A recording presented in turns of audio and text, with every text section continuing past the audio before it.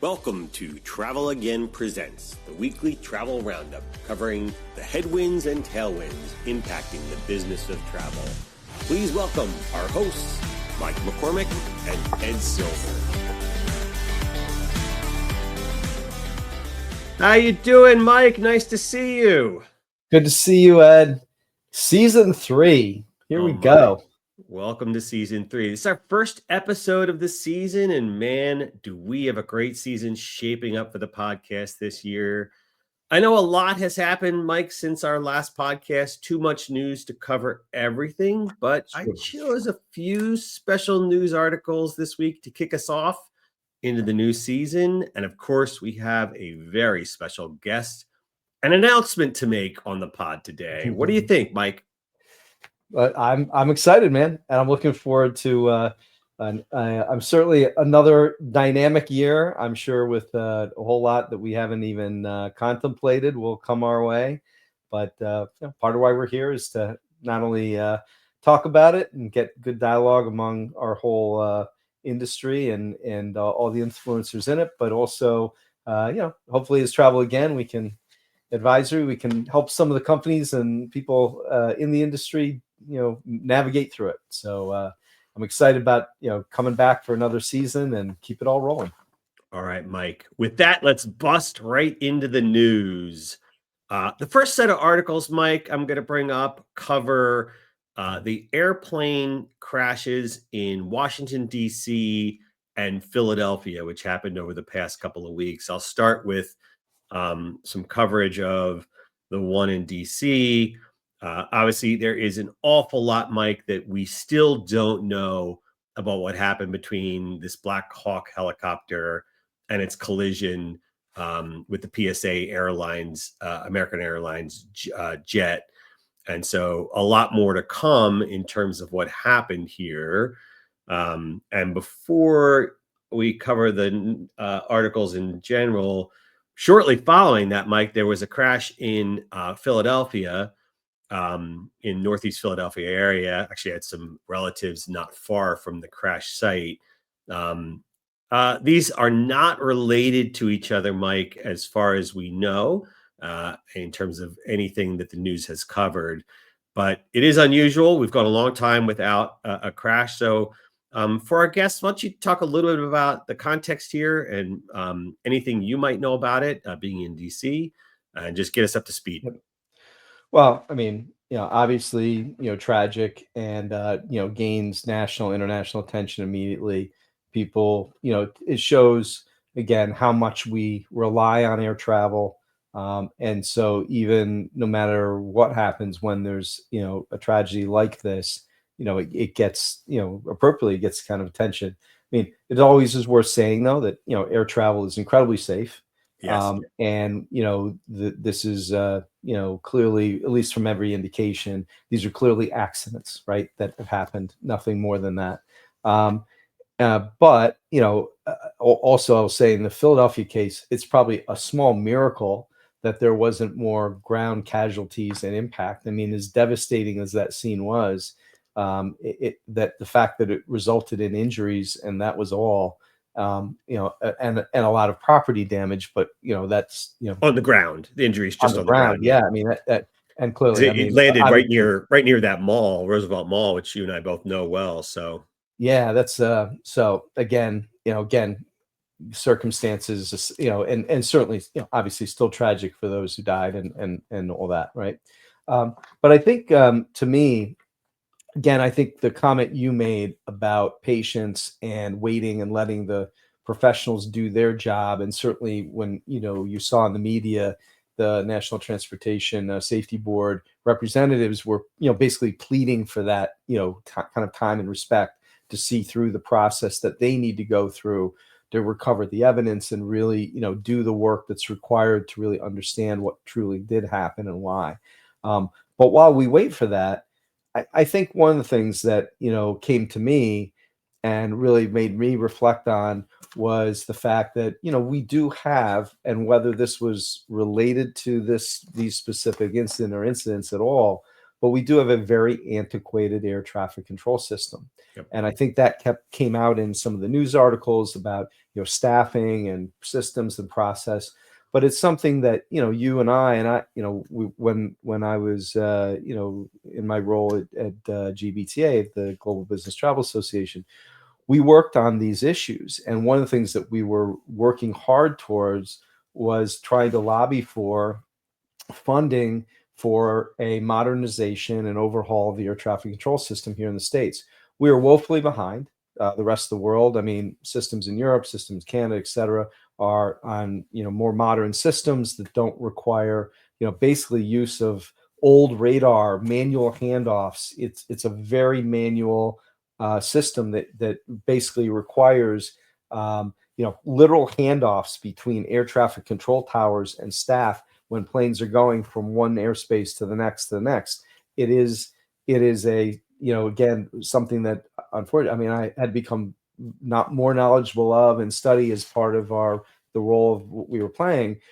We had gotten to a point in President Trump's first administration, his first term, where we had a ceremonial signing of his support for that air traffic control reform initiative, which we were pushing and trying to move through Congress for funding. The issue, I don't think, is I think we do have very widespread kind of like basically support for the fact that it need to be done. The realities are it's about funding. I mean, it is a big undertaking given the complexities of our air traffic control and like just the New York and Washington areas alone, and what it require to do it and to cut over to these systems, et cetera, over time. There was testing done at the time, I think in Alaska, if I'm going from memory, and it works. I mean, the technology's there, the capabilities exist, they're tested, they work. The issue is cost and prioritizing it. What the benefits though are tremendous. I mean, aside from being able to manage air traffic much more efficiently, better routings, just safer overall in terms of the ability to process the number of planes and flights, and coordinate all of the air activity would be vastly improved. But again, where does it fall versus other funding issues, priorities, et cetera. So I bring this up more just to point to the fact that, like, again, this isn't like it's not a partisan thing. It's not a poke at any administration. I mean, you saw the president at the time, he was doing his best to try to put support behind a key initiative. But, this is, again, a lot of competing priorities around funding. And I get it. I understand. But something like this happens, it does bring it to light, again. And, maybe one benefit that could come from all this is, does it put it back onto, excuse the pun, but back in the radar of Congress and funding to try to look at this and how do we, advance some of these initiatives this initiative forward. But again, I think we have to wait and see. Obviously, related the crashes itself, and again, tragic event, and it touches everybody because again, we all rely so much on our air systems, here in the States and globally. Okay, Mike, thanks for that. And obviously, our best wishes to the victims of both crashes, the families of those. Yeah. And we look forward to hearing more about what happened there. Mike, I'm going to radically change the discussion and move on to the second article of the day. Look, since it's been a few days since we've spoken, the world of AI has changed radically once again, as OpenAI has announced a new tool called Operator. And Operator allows you and AI to work together to actually manipulate and move around the web and around applications, conversing with AI to tell it what you want it to do, and it will go off and use that website. And I will tell you, some of the demos I've seen, some of the folks who have access to it have done demos. This development is, for me, really incredible. I'll put up an article from our friends at FocusWire that talks about the impact on travel search and marketing.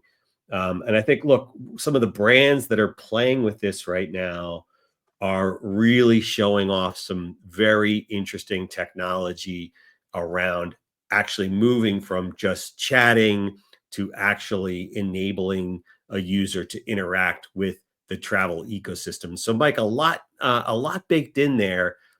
Any thoughts for our listeners?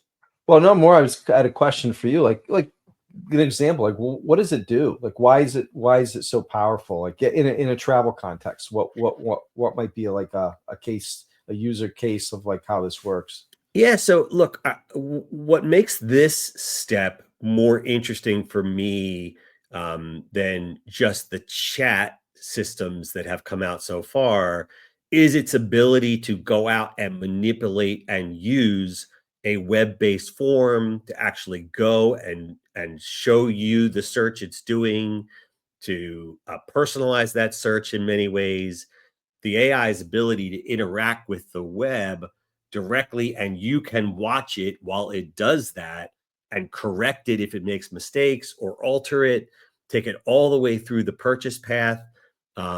That is not something that it could Hmm. do a week ago.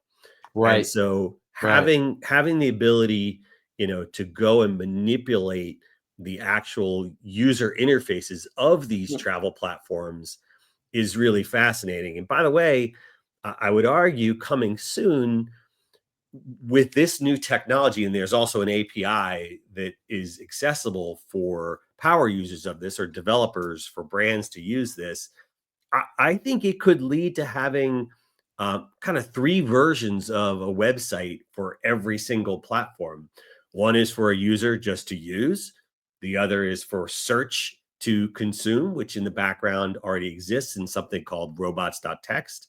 And Right. the third would be for AI to use, which would simplify its ability to actually use these websites.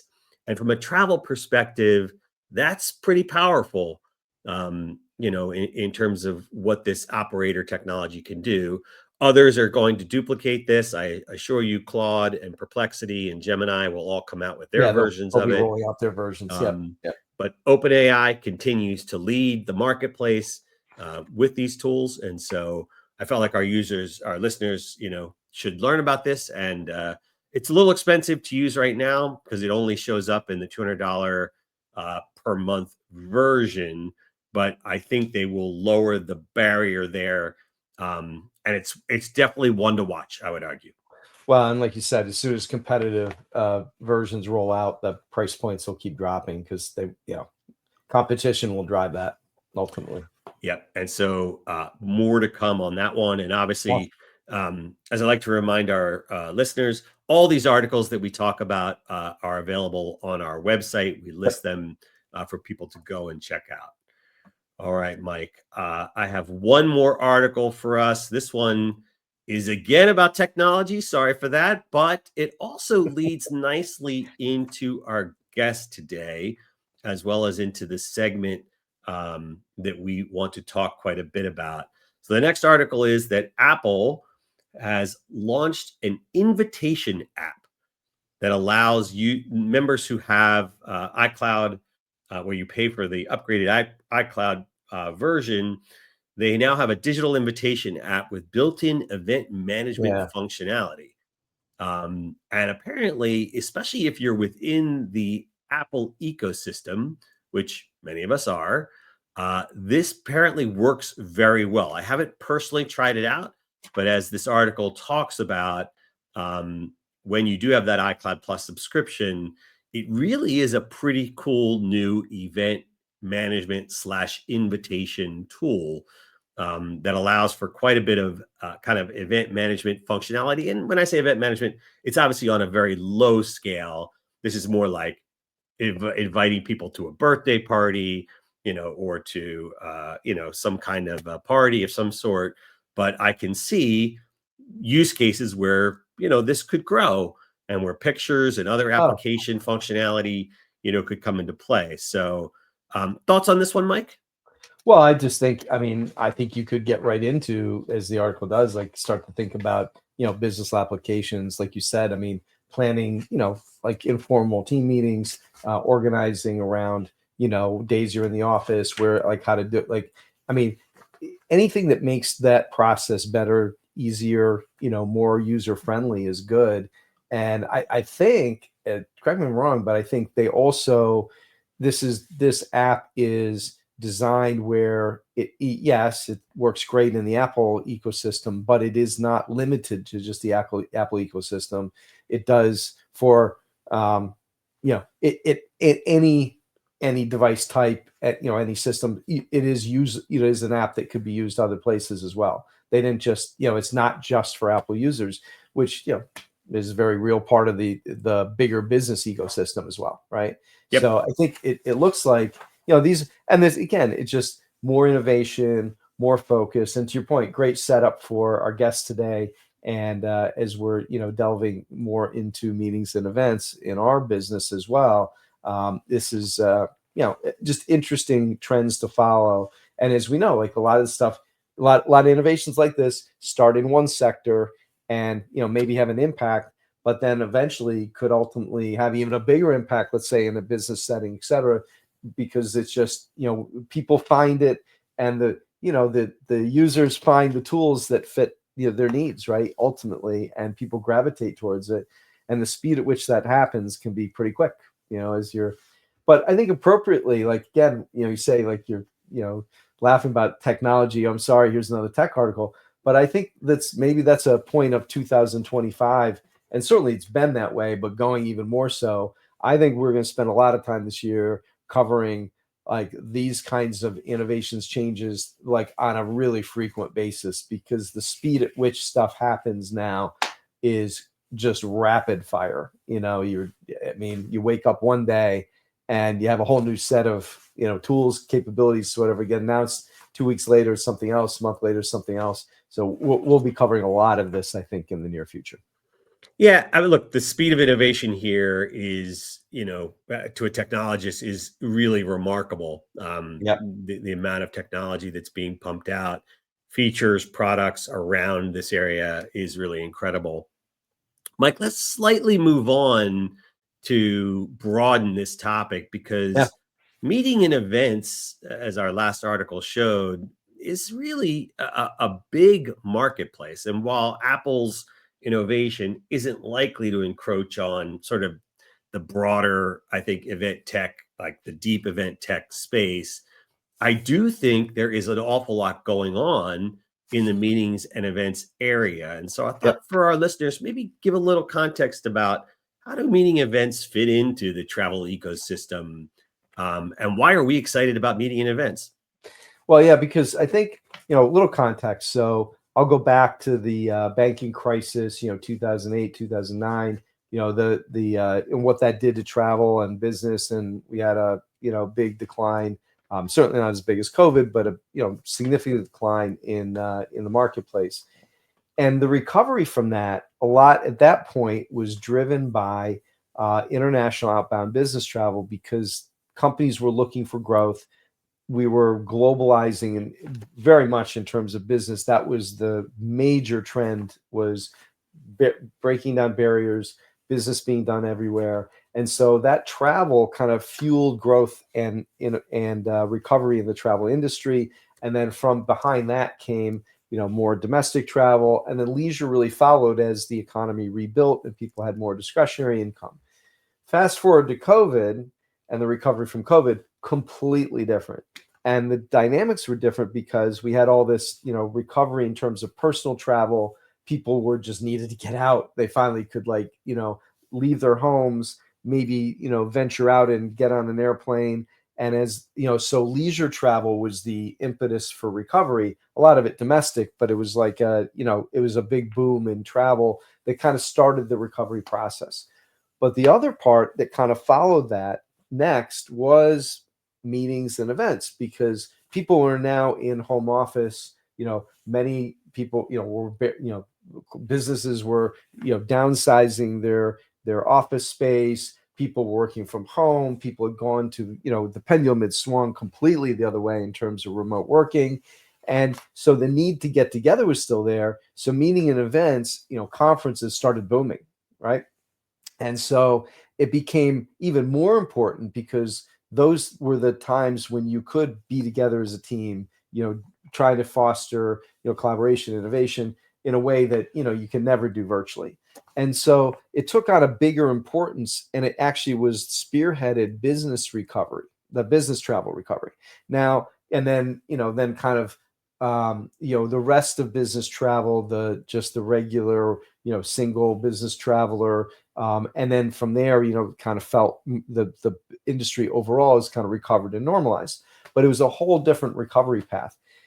We're still at a point where the pendulum is still very much remote working. We see all the indicators, both in government here with the initiatives that the president is putting forth, as well as some larger companies are really pushing a back to work, back to office, mode, or at least trying to bring the pendulum back to the middle somewhere, right? And with that, though, again, meetings, corporate meetings, events, conferences are still really, really vital interaction, because we're social beings. Work, collaboration, again, only so much can get done on a screen. Yeah, it's vitally important to get people together. So, for us, and lead into our guest and our announcements, because we think this is a really, really important sector that it has been largely in the past. It's kind of been more isolated from the rest of the travel effort community, except it's been kind of in its own industry in a sense. Yeah. And now it isn't. It's in the mainstream. Is a vital part of any travel plans, any expenditures, budgets, etc. And we just think there's going to be more innovation coming here, more change coming here, and a really, really important sector of travel in the coming next couple of years, particularly.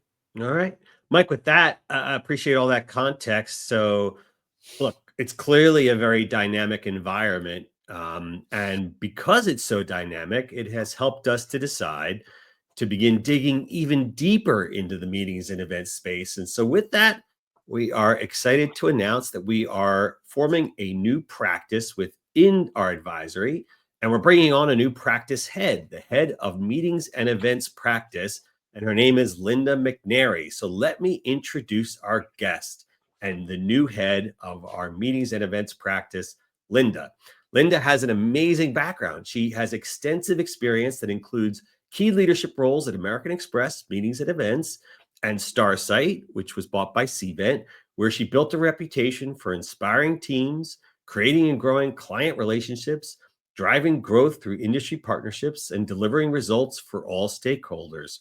From crafting strategic event solutions to cultivating technology solutions that drive the industry forward, to managing key acquisitions and integrations, Linda's work has always centered on bringing people together in memorable and effective ways while simultaneously creating meaningful transformations for the meetings industry.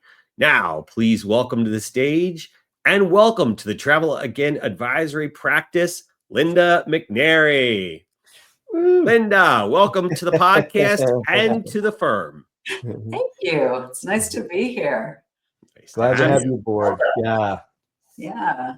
So I take it you agree basically with our sentiment about the industry and where it's going. I mean, you've seen the progression over the years. I mean, I always felt like it was very interesting, but very separate part of the travel industry in a sense. It had its own kind of own everything. I mean, technology, resources, people, even within businesses and even companies that, were involved in providing products and services.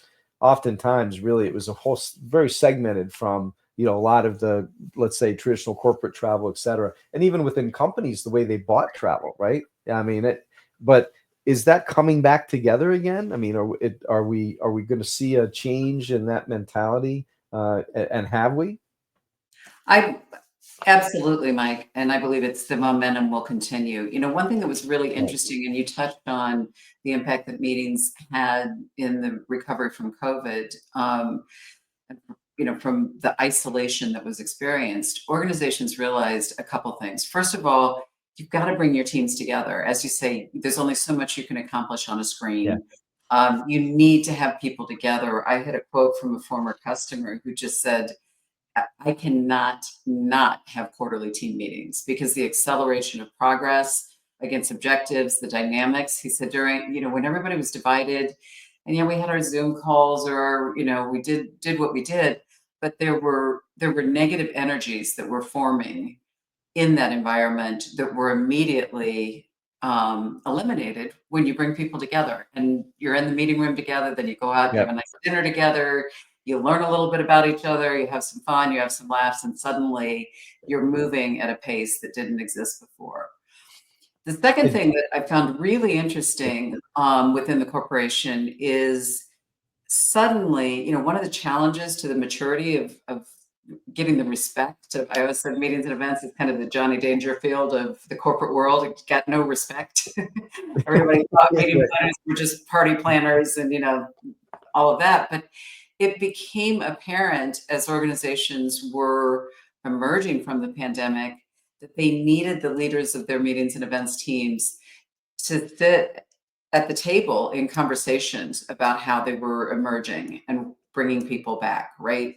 So suddenly that head of meetings and events who had fought and fought and fought to get someone to even listen to them was suddenly had the opportunity to be in the room, to be part of the conversation. And it was realized that meetings and events indeed drive corporate culture and help you achieve objectives. That's right. Yeah, I mean, it's back to like if you build trust, you drive innovation, like you in a way that it's like you can't remotely. I mean, it's just not possible. To me, not fully. I mean, it's like it makes a difference. It does. Well, so we're gonna put you on the spot a little here. You joined us because of your, we certainly want and value, your insight and expertise, but certainly for clients and as we look forward, it's like, okay, what's coming? Let's talk about 2025.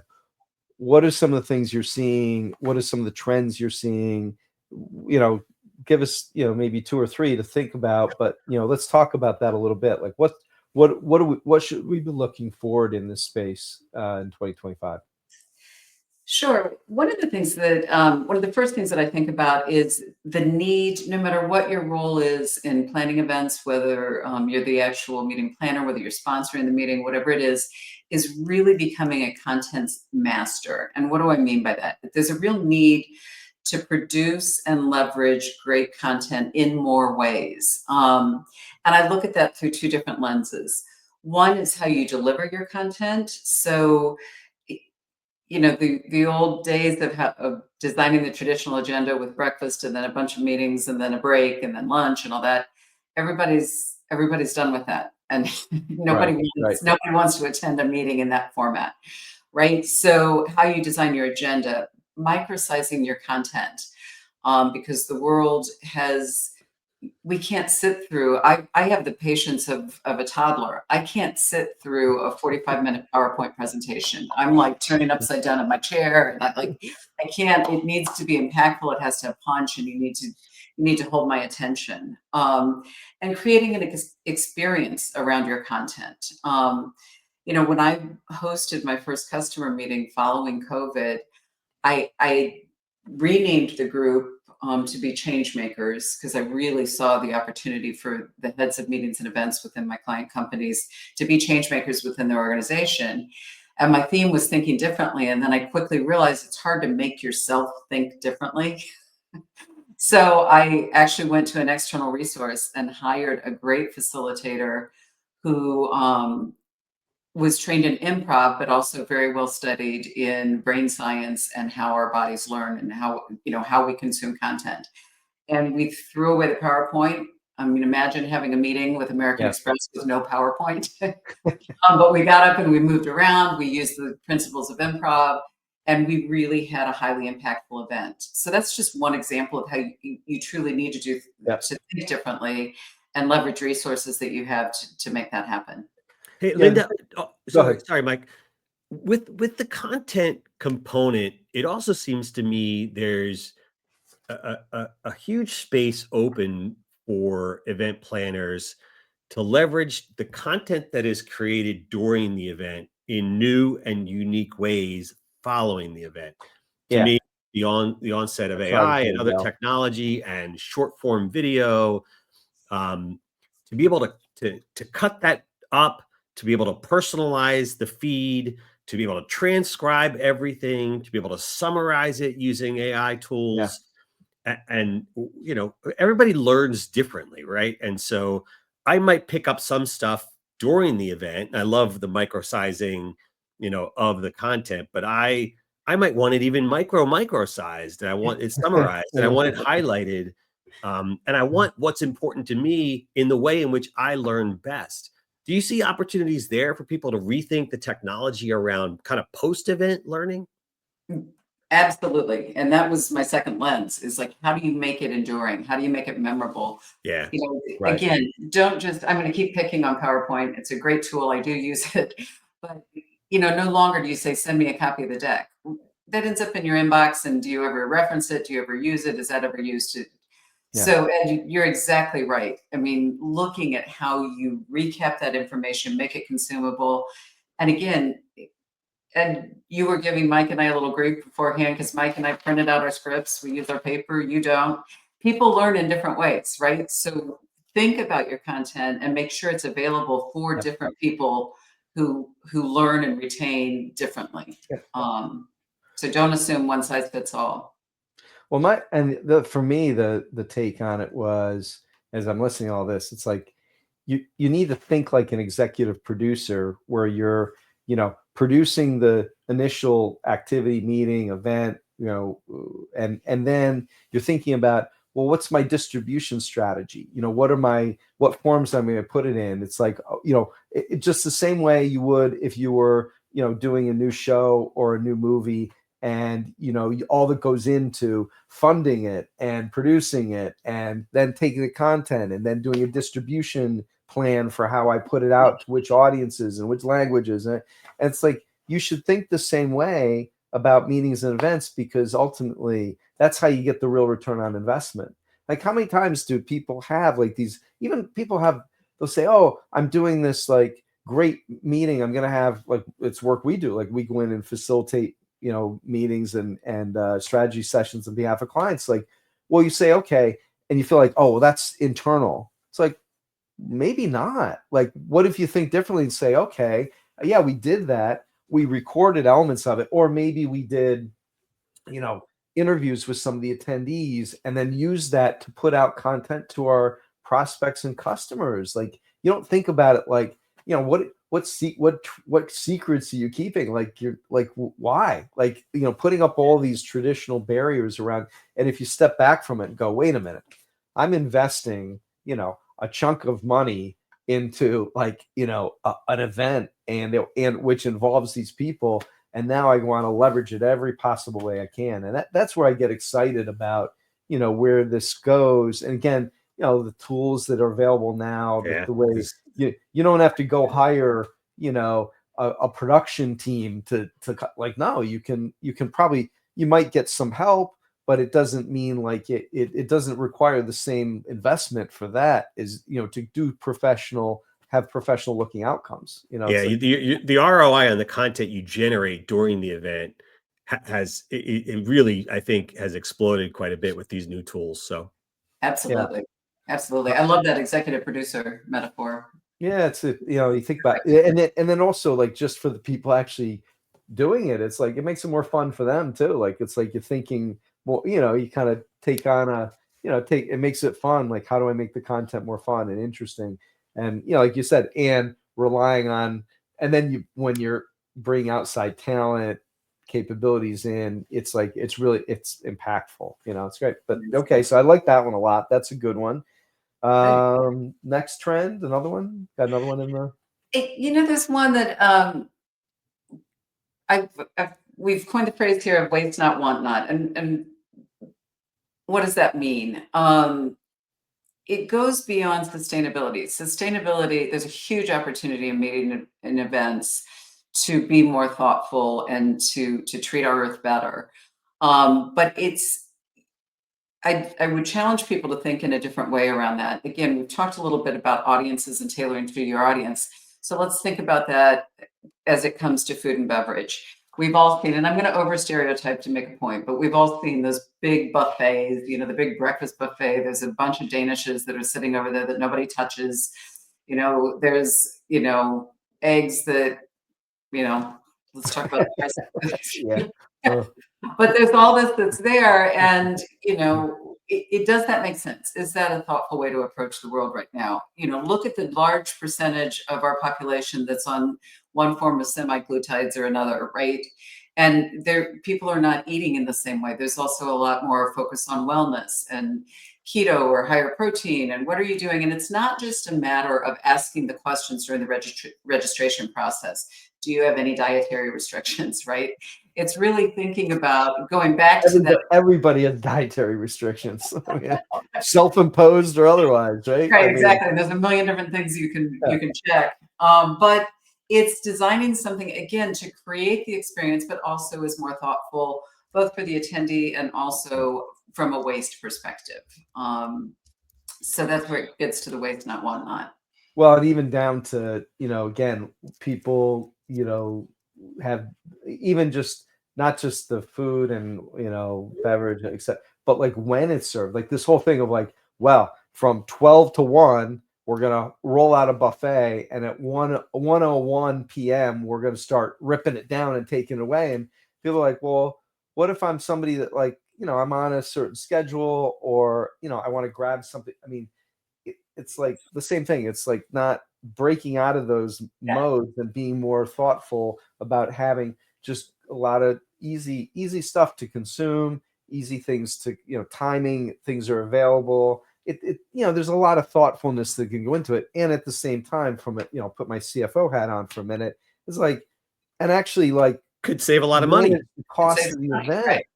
I mean, like again, and for the venues to have being more thoughtful about breaking out of those kind of even smaller meetings, like the minimums. It's like, well, what, I mean, all that kind of stuff really does matter. And I think it's changing very much with, and then the, like the jokes about, at the, what was it, the Emmys about, the Ozempic, jokes and everything about the, the whole room being on Ozempic. But like, that's a very real part of what's happening today, right now. I mean, people are very much more in tune about what they're,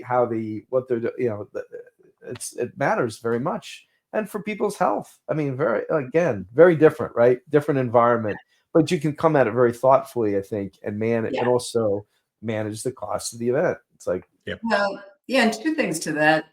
To build to that, I have a lot of very good friends and people that I've worked with in the hotel industry, and hotels are really tuning into this, and they want to work with you. They're tired of the same old, right? So they've got teams, they're focusing on it. They want somebody that sits down and says, this is my audience, these are my attendees, this is the experience, and they'll blow your mind. Like, you can have a lot of fun with it. So make sure you do that. And then you mentioned cost. Obviously, hotels have bottom line P&L that they need to hit, right? But I've worked with some customers, some of my clients, where you sit down up front, you negotiate the food and beverage minimums or what have you. And if for whatever reason it doesn't fit, and again, this is where being a thoughtful citizen of the universe is saying, all right, we know that we don't need that amount. So rather than going ahead and preparing it and throwing it away, can I take a portion of that and can we donate to a local food bank or to a local? Being thoughtful. Yeah. And saying, all right. And then, it's a feel good for all involved, right? And you're avoiding that waste. So just an idea. Waste not, want not. Back to that. All right. Maybe one more trend? Anything else on your list? Yeah, the last thing, and this really, in the last couple of weeks, reading some of the things that are happening in our world, especially here in North America, or in the U.S. to be specific, the threat of, how are tariffs going to impact how we plan things, and what about crossing borders? And as you're trying to plan complex meetings, what are these new rules of engagement that you need to think about? And how do you plan for that, right? Also looking at, and there's a huge event in the hotel industry. It's called ALIS Design Plus. It's where all the top hoteliers and architects and designers and everybody, and it was in LA. And you would think early in January in LA, you're fine. That's a great destination, right? You think everything's good. And then who knows that the worst wildfires that have ever been experienced are going to happen over those dates. And the good news is, that was an event for our industry, so people knew how to get out and evangelize and talk about it. But there was some very proactive messaging. The event went on. It proceeded very, very well. But our world is more complex. Things are changing quickly. There's chaos every day. Every day. And you guys started off talking about plane crashes. When was the last time? That's the first thing when I heard about the crash in DC. Of course, you worry about the people and then I'm like, what does that do to the people that are flying in for meetings or trying to get out for meetings? And there's just so much going on. So it's kind of the new rules of engagement. Again, is the tagline putting on that. But how do you think in that world, and how do you operate? Yeah, I mean, I just think the practical realities of you're planning a meeting 6, 9, 12 months out. It's like, you have to use like when you're doing a stock offering and you have all the, risk disclaimers, like you could have a 10-page document outlining the major risks and possible disruptions. And you still won't think of everything. And so in that respect, right, how do you stay, great communication tools, processes, and maybe at those too, like I even think of when you're planning a meeting, you go through and kind of document out, you need to like think about what are the major, what are the risks that could happen that could, some of them environmental, whatever. What do we do in those situations? Like scenario planning, thinking those things through. What tools are going to help me do that? Those are like, again, and back to like, how do we leverage, technology capabilities in a whole new way to be able to address those risks and those needs, knowing that, and almost accepting like things are going to be different by the time we get to that meeting date. I mean, a lot of things could have changed, and I'm going to do my best to mitigate all the ones I can think of, and that's really the best you can do. I mean, that's reality, right? I agree. And what I would add I agree with everything you said. What I would add to that is training your mind. Listen, I am a planner, and in my personal life, I've had a couple of weeks here where no matter what I plan, it all goes up in smoke like in 2 minutes. And it kind of makes me a little nutso, but it's the analogy here is you plan for everything you can, but then give yourself a mindset to be nimble, to be willing to take in information, to develop the right partnerships with the other people that are in that scenario with you, so that you can say, all right, well, we planned for this and then that happened, and what do we do now, right? And you can't lose your mind over it. You need to just stop and breathe and think through and thoughtfully react. Well, so needless to say, Linda, welcome to the Travel Again Advisory practice. I mean, we're really excited to have you on board.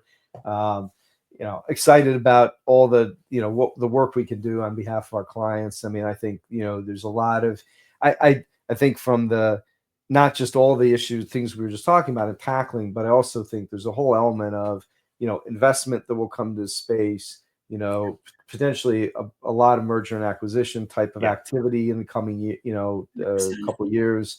I think there's a lot of areas where, I know for our firm, that's what we do, and we, but we're excited about this sector, really developing and evolving, and with your help, we'll go right along with it. So welcome aboard. Have some fun. And to what we were just talking about, we don't know what we'll be working on exactly, but Linda, it is great to have you with us. Linda McNairy is now head of meetings and events for Travel Again Advisory. Thank you, Linda, for your time today. Thank you. Well, it's going to be great to have her on board, Mike. Absolutely. Yep. She's going to do a terrific job of that practice. So excited to have her. All right, Mike, hey, that is our show today. Remember, if you have a challenge in your business or you want to better understand the chaotic world of travel, reach out to us at travelagainadvisory.com and find out how we can help bring clarity to your business. Mike, that's all for today. Our listeners, we will see you back here again during our next show. Thanks, everybody.